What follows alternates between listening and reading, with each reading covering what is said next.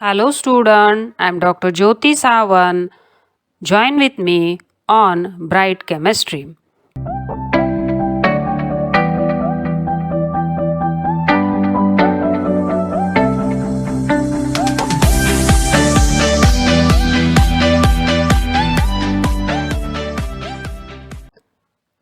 Today we are going to discuss the most important point in this topic, expression for the maximum work. परीक्षेमध्ये तुम्हाला ह्याच्यावरती प्रश्न असतो बोर्डाच्या. Derive expression for the work done during reversible expansion. G reversible process असते ती नेहमी isothermal असते. So begin with this. Consider n mole of an ideal gas enclosed in a cylinder fitted with frictionless movable rigid piston. n मोल ideal gas आपण इथं consider केलेला आहे. आता हा जो गॅस आहे हा एक्सपांड होईल आयसोथर्मली अँड रिव्हर्सिबली. रिव्हर्सिबलीमध्ये आपल्याला माहिती आहे की ड्रायव्हिंग फोर्स आणि अपोजिंग फोर्स याच्यामध्ये अतिशय कमी डिफरन्स असतो. आणि आयसोथर्मल प्रोसेस म्हणजे आपल्याला माहिती की टेम्परेचर जे थ्रूआउट आहे ते कॉन्स्टंट असतं. आता सुरुवातीला ह्या गॅसचं जे इनिशियल व्हॉल्यूम आहे ते V1 आहे असं कन्सिडर करूया. आणि फायनल जे व्हॉल्यूम असेल after the completion of the process V2 आहे असं कन्सिडर करूया. आणि टेम्परेचर जे आहे हे कॉन्स्टंट ठेवलेलं आहे T. The expansion takes place in so many steps and these number of steps are given in the figure 4.8. आता ह्या प्रत्येक स्टेपमध्ये आपल्याला असं जाणवेल की गॅसचं जे प्रेशर आहे ते P आहे आणि एक्सटर्नल जे प्रेशर बाहेरून ॲटमॉस्फिअरकडून ॲक्ट होतं आहे ते P एक्सटर्नल आहे. आता हे जे एक्सटर्नल प्रेशर आहे हे जर एक्सपान्शन घडवून आणायचं असेल तर त्याची जी व्हॅल्यू आहे ही ड्रायव्हिंग फोर्सपेक्षा कमी असायला हवी. So P external is made infinitesimally smaller than the pressure P of the gas. आणि त्यामुळं काय होईल, हळूहळू गॅस एक्सपांड व्हायला सुरू होईल. आणि हे ईच स्टेपमध्ये तुम्हाला एक्सपान्शन पाहता येईल. आणि व्हॉल्यूम चेंज जो आहे हा अगदी स्मॉल मायन्यूट व्हॉल्यूम चेंज तुम्हाला दिसेल DVने.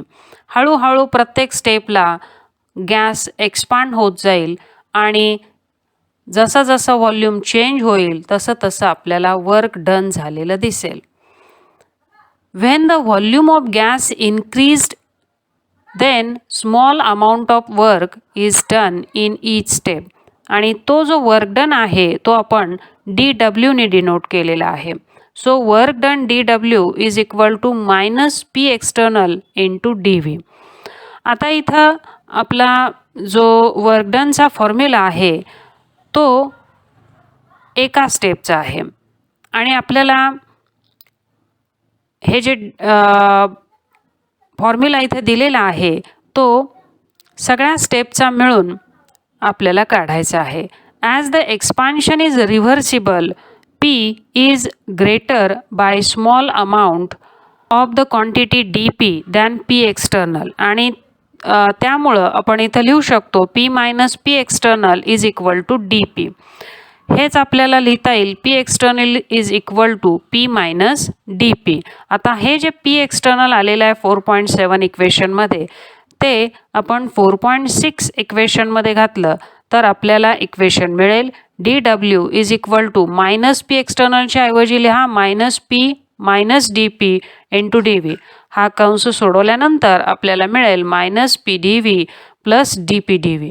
आता ही जी DPdV व्हॅल्यू आहे हे अतिशय निग्लिजिबल आहे आणि त्यामुळं आपण त्याला निग्लेक्ट करू शकतो.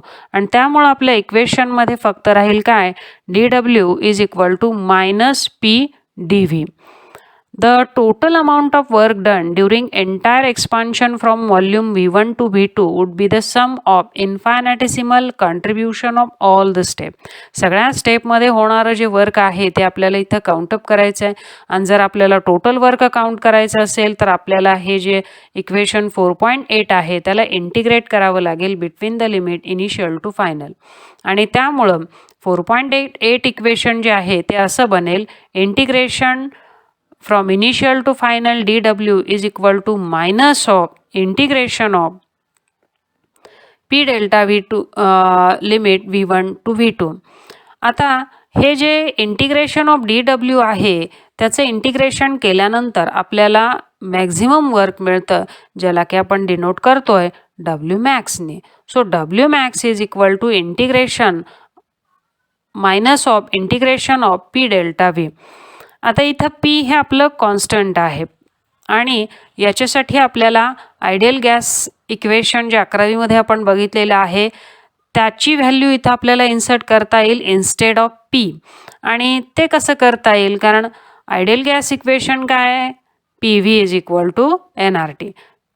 आयडियल गॅस इक्वेशन आहे PV is equal to NRT. मग Pच्या रूपामध्ये जर हा फॉर्म्युला आपण लिहिला तर तो येतो P is equal to NRT divide by V. आता हे NRT डिवाइड बाय V जे आहे हे Pच्या जागी आपण घालू 4.9 इक्वेशनमध्ये. म्हणजे आपलं इक्वेशन बनेल W max is equal to integration minus of integration of V1 to V2 NRT dV by V. आता इथं आपल्याला NRT ही क्वांटिटी कॉन्स्टंट आहे त्यामुळे ती आउट ऑफ ब्रॅकेट येईल. So it will W max will be equal to minus of NRT into integration dV by V. त्याच्यासाठी तिथं notation लिहा, माहिती लिहा की बिकॉज T इज कॉन्स्टंट. आणि त्यानंतर हे इंटिग्रेशन सोडवल्यानंतर आपल्याला उत्तर मिळेल minus NRT ln of V to the limit V1 V2.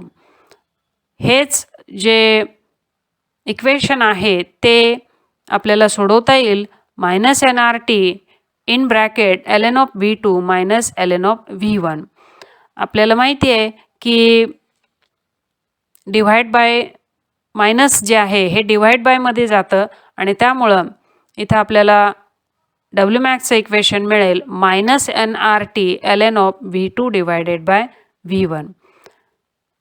इथं बेस जो आहे लॉगचा तो E आहे, जो 10 जर करायचा झाला आपलं नेहमीच्या लॉग टेबल वापरायसाठी तर आपल्याला त्या गिवन इक्वेशनला 2.303 ने मल्टिप्लाय करावं लागेल.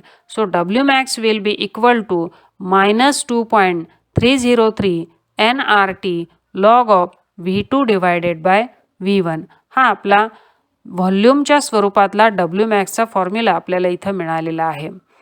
तर आपण 11वीमध्ये एक बॉयल्स लॉ बघितलेला आहे जो की कॉन्स्टंट कॉन्स्टंट टेम्परेचरला अप्लाय होतो, ज्याच्यामध्ये फायनल एक्सप्रेशन आहे P1 V1 is equal to P2 V2 at constant temperature. हा बॉयल्स लॉचं मॅथमॅटिकल एक्सप्रेशन आहे. ते आपण जर इथं वापरलं आणि V2 बाय V1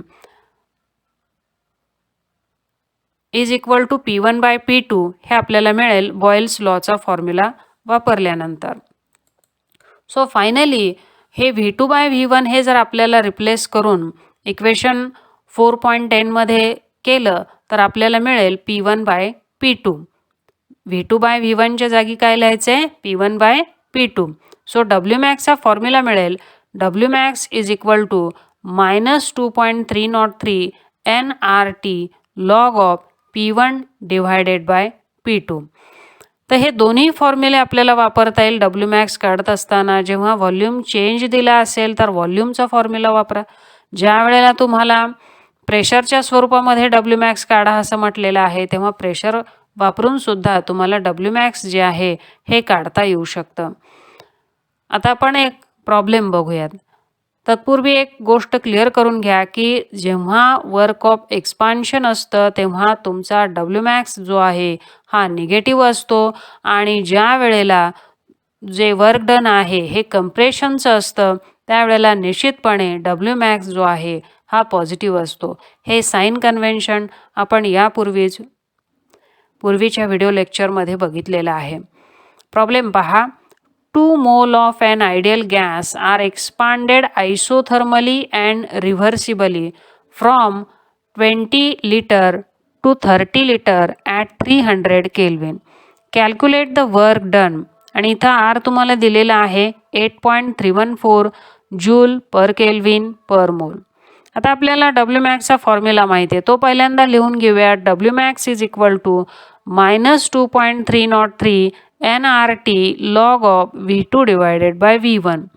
आता इथं काय काय व्हॅल्यूज दिलेल्या आहेत बघा. परत एकदा प्रॉब्लेम वाचा. 2 moles of an ideal gas म्हणजे आपल्याला नंबर ऑफ मोल किती दिलेले आहेत? 2. Expanded isothermal in reversibly from 20 litre म्हटल्यानंतर 20 लिटर हे काय आलं आपलं? V1 आलं. आणि 30 लिटर हे काय आलं? V2 आलं. ॲट 300 केल्विन म्हणजे टी किती दिले तुमचं? 300 केल्विन. आणि त्यानंतर आरची व्हॅल्यू ऑलरेडी दिलेली आहे आपल्याला 8.314 जूल पर केल्विन पर मोल. इथं फॉर्म्युला चुकलेला आहे, प्रिंटिंग मिस्टेक, नीट बघून घ्या आणि बुकमध्ये ती सॉल्व करून घ्या. ह्या व्हॅल्यू सगळ्या आपण सबस्टिट्यूट केल्या तर आपल्याला इक्वेशन मिळेल W max is equal to -2.303 into 2 mole into 8.314 into 300 into log of 30 divided by 20. हे केल्यानंतर आपल्याला मिळेल -2.303 into 2 into 8.314 into 300 into log of 30 भागिले 20 येईल 1.5. आता त्याचा 1.5चा लॉग बघा. लॉगमध्ये 1.5चा लॉग येतो 0.1761. तर हे मल्टिप्लिकेशन केल्यानंतर आपल्याला साधारणतः उत्तर मिळतं -2023 जूल. आणि हेच जर उत्तर आपल्याला केजेमध्ये हवं असेल तर आपल्याला उत्तर मिळेल -2.023 केजे. तर हे आपला प्रॉब्लेम आहे. अशाच पद्धतीचे प्रेशरचेही प्रॉब्लेम आपण नेक्स्ट व्हिडिओमध्ये पाहणार आहोत. आता आपण बघूयात what is mean by internal energy you. Internal energy. Every substance is associated with a definite amount of energy. So internal energy कशा पद्धतीनं आपण डिफाईन करू? Internal energy is the energy stored inside the body. आणि ही जी store झालेली energy आहे ही आपण denote करतो you. याची एक्झॅक्ट व्हॅल्यू आपल्याला कधीही काढता येत नाही आणि म्हणून ही एक स्टेट फंक्शन आहे. आणि the internal energy of system is made up of kinetic and potential energies of individual particles of the system. Exact value काढता येत नाही पण चेंज इन इंटरनल एनर्जी काढता येते आणि त्यासाठी फॉर्म्युला आहे delta U is equal to U2 minus U1 where U1 and U2 are internal energies of initial and final state respectively. परत एकदा लक्षात ठेवा, U हे स्टेट फंक्शन आहे आणि U जे आहे ही एक्सटेन्सिव्ह प्रॉपर्टी. आता पहा एक्सटेन्सिव्ह प्रॉपर्टी म्हणजे काय? The property which depend on amount of matter is called extensive property and the property which do not depend on amount of matter is called intensive property. पण internal energy ही amount of मॅटरवरती अवलंबून असते आणि त्यामुळंच ती extensive property मानली जाते. थँक्यू.